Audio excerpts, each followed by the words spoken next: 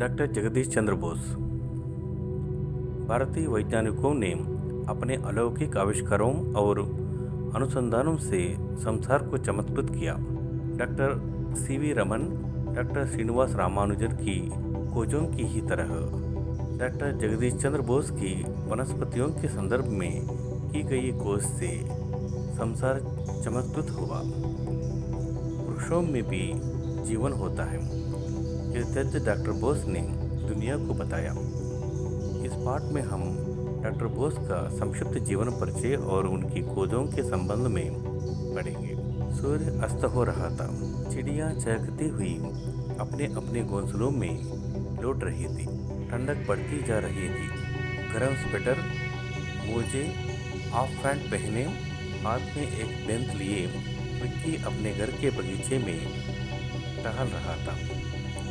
वो कभी किसी पेड़ पर अपना बेंत जमा देते, कभी किसी फूलदार पौधों को झकझोर देता। उसके दादाजी बरामदे में बैठे चाय का घूंट ले रहे थे। उनकी दृष्टि विक्की की ओर ही थी। उसे पेड़ पौधों में ऊर्जा देखकर वे बोले, विक्की, अब इधर आ जाओ, पौधों को मत छेड़ो, यह उनके आराम करने का समय है। विक्की ने कहा, वाह दादाजी, आपने खूब कहा। मानो पेड़ पौधे भी सचमुच आराम करते हैं, सोते हैं। हाँ, वे सचमुच आराम करते हैं, रात को सोते भी हैं और प्रातः जाग जाते हैं।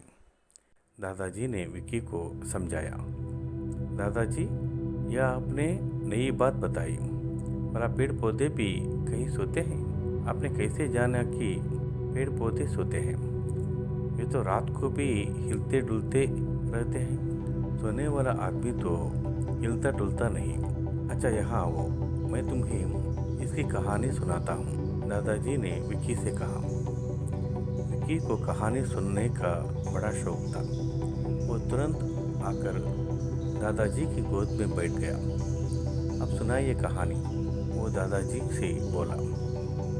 पेड़ पौधे मानव की तरह पैदा होते हैं, बढ़ते हैं, मरते हैं। उन पर भी सर्दी गर्मी का प्रभाव पड़ता है। तोड़ने या काटने पर उन्हें भी पीड़ा होती है। कभी ऐसे बातें कल्पना की उड़ान मानी जाती थी। बाद में भारतीय वैज्ञानिक डॉक्टर जगदीश चंद्र बोस ने अपने अनुसंधान से इस बातों को सत्य कर दिखाया। दादाजी ने चाय का प्याला रख दिया। वे एक हाथ से उनकी पीठ सहलाते हुए कहानी कहने लगा। उस समय अपना देश बहुत बड़ा था। तब बांग्लादेश भी भारत का भाग हुआ करता था। बांग्लादेश की राजधानी ढाका है। ढाका के पास एक गांव है, ठाडिलवाल। वहाँ एक डिप्टी कलेक्टर के घर एक बालक का जन्म हुआ। उसका नाम रख गया जगदीश चंद्र। जगदीश चंद्र की पाठशाला में किसानों के बच्चे खेती बाड़ी और पेड़ पौधों के बारे में अक्सर बातें करते रहते थे। इस कारण बचपन में ही जगदीश चंद्र की रुचि पेड़ पौधों में हो गई। बचपन में जगदीश ने देखा कि चुजीमुई नाम के पौधे की पत्तियां हाथ लगते ही सिकुड़ जाती हैं और थोड़ी देर के बाद वे पुनः खिल जाते हैं। सूरजमुखी नाम के पौधों के फूल का मुंह सदैव सूरज के सामने होता है। इस बालक ने बड़े होकर पेड़ पौधों पर बहुत से प्रयोग करके ये सिद्ध कर दिया था कि पेड़ पौधे भी हम सबकी तरह सोते जागते हैं। उन्हें भी भोजन और पानी चाहिए। वे भी सुखी और दुखी होते हैं, वे भी रोते हैं। दादाजी, आप तो जगदीश चंद्र बोस के बारे में पूरी बातें बताइए, विक्की ने मचलते हुए कहा। अच्छा, तो सुनो। जगदीश चंद्र जब छोटे थे तो रोते बहुत थे, तुम्हारी तरह। दादाजी ने हंसते हुए कहा। मैं कहाँ रोता हूँ, विक्की बोला। तुम्हें क्या पता, तब बहुत छोटे थे।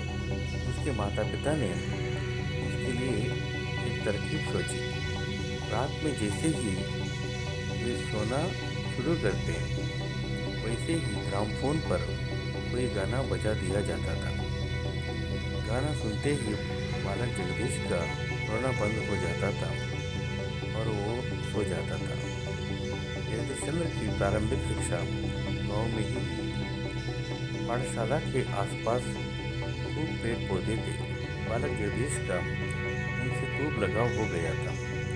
गांव की पढ़ाई पूरी होने पर जगदीश चंद्र को आगे की शिक्षा के लिए कोलकाता भेज दिया गया। वे पढ़ने में बहुत होशियार थे, जैसे तुम हो। विक्की ये सुनकर बहुत खुश हो गया। जब कलकत्ता में उसने पढ़ाई पूरी कर ली, उसे आगे की पढ़ाई के लिए इंग्लैंड भेजा गया। वहाँ पढ़ते हुए उसका संपर्क बड़े बड़े वैज्ञानिकों से हुआ।